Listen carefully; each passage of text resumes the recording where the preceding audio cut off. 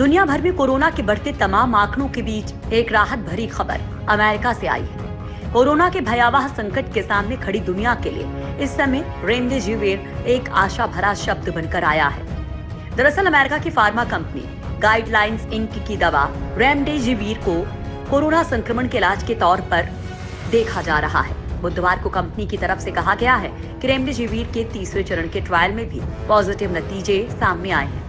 आपको बता दें कि पूरी दुनिया बड़ी बेसब्री के साथ इस दवा के तीसरे चरण के नतीजों का इंतजार कर रही थी। रेमडेसिविर का विट्रो यानी कि टेस्ट ट्यूब और वीवो यानी शरीर पर परीक्षण जानवरों पर भी किया जा चुका है। जानवरों में मर्स और सार्स पर इस दवा का परीक्षण सफल रहा है।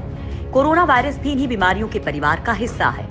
कंपनी का कहना है कि जानवरों पर परीक्षण के बाद ही हमें अंदाजा हुआ कि इस दवा का असर कोरोना के इलाज में किया जा सकता है।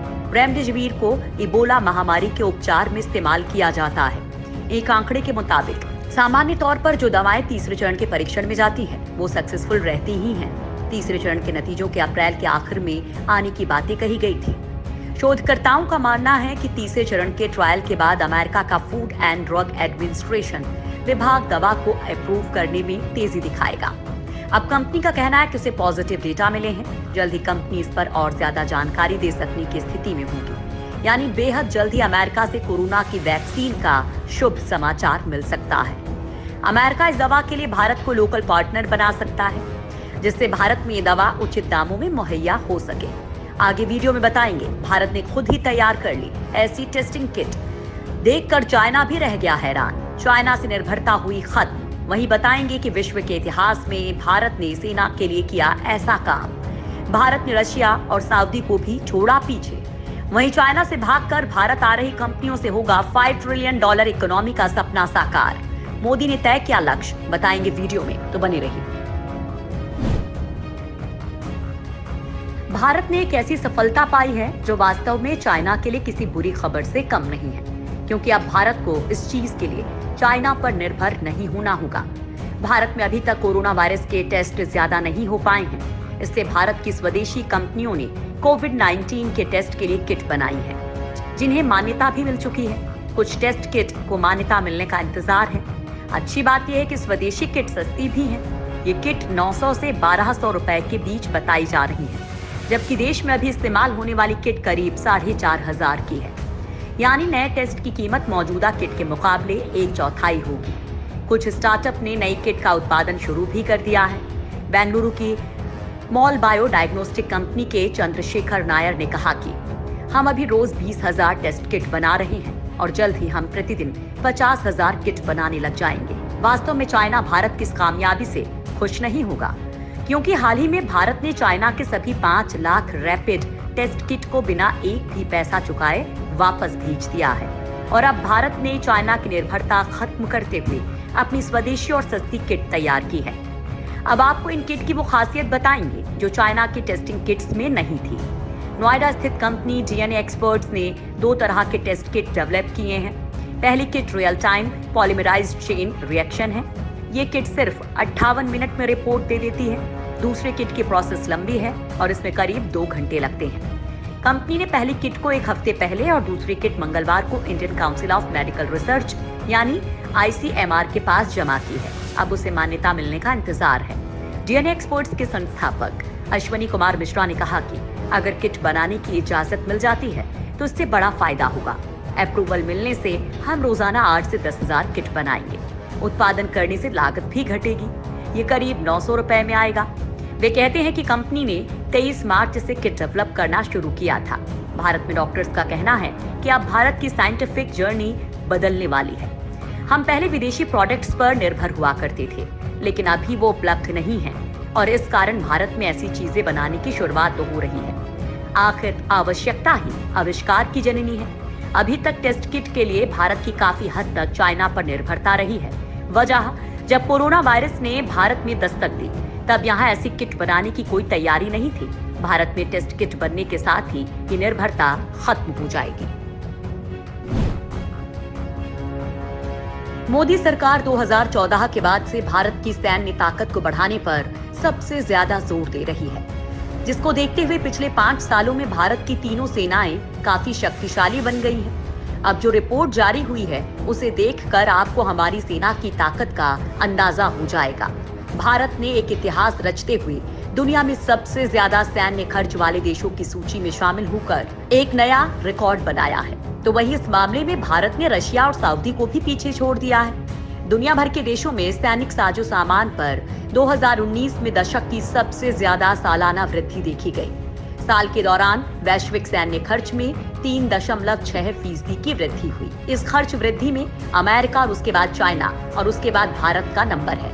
सिप्री ने सोमवार को कहा कि ये पहली बार है जब भारत और चाइना, दो एशियाई ताकतें सैनिक साजो सामान पर अधिक खर्च करने वाले दुनिया के शीर्ष 3 देशों में शामिल हैं। सैनिक साजो सामानों पर सबसे अधिक खर्च करने के मामले में अमेरिका दुनिया में सबसे आगे रहा है। अमेरिका ने 2019 में $732 अरब का सैन्य खर्च किया, जो 2018 की तुलना में 5.3% अधिक है।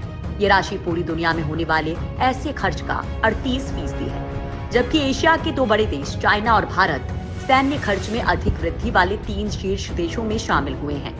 इस दौरान चाइना का सैन्य खर्च 2018 की तुलना में 5.1% बढ़कर $261 अरब रहा। वहीं भारत का सैन्य खर्च 6.8% बढ़कर $71.1 अरब पर पहुंच गया। अब सेना पर खर्चे के मामले में भारत दुनिया के टॉप 3 देशों में शामिल होने पर रक्षा विशेषज्ञों के बयान सामने आ रहे हैं।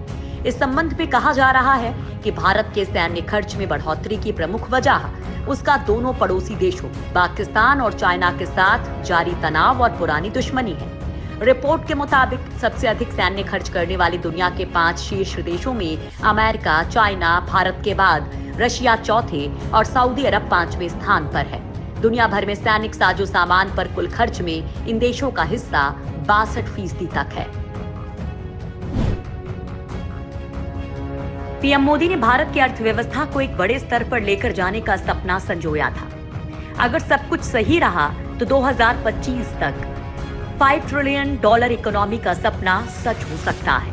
और अब इस काम में सबसे बड़ी मददगार बनेंगी चाइना से आने वाली वो कंपनियां जो चाइना को छोड़कर भारत में आ रही हैं। कोरोना महामारी के बीच इस बात की चर्चा जोरों पर है कि अमेरिका की तमाम कंपनियां अब चाइना के विकल्प की तलाश कर रही हैं और उसकी नजर भारत पर है। खुद प्रधानमंत्री मोदी सभी राज्यों से कह चुके हैं कि कोरोना महामारी से निपटने के साथ साथ वो इन्वेस्टमेंट स्ट्रैटेजी पर काम करते रहें। अगर कोई कंपनी भारत में निवेश करना चाहती है तो इस मौके को किसी भी कीमत पर गंवाना नहीं है। दरअसल पिछले सप्ताह अमेरिकी डिपार्टमेंट ऑफ स्टेट्स के सीनियर अधिकारियों और भारत में काम कर रही अमेरिकन कंपनियों के प्रतिनिधियों के बीच बैठक हुई थी। बैठक का आयोजन American chamber of commerce in India की तरफ से किया गया था। इस बैठक में भारत को निवेश के लिए नए विकल्प के रूप में देखा जा रहा है।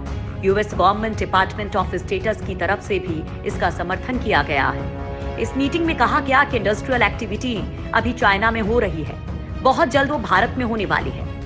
अमेरिकी कंपनियों के प्रतिनिधियों से कहा गया कि वे अपने प्रस्ताव को लेकर भारत सरकार के सामने पहुंचें और इंसेंटिव की मांग करें, जिससे आने वाले दिनों में यहां अमेरिकन कंपनियों का तेजी से विस्तार हो सके।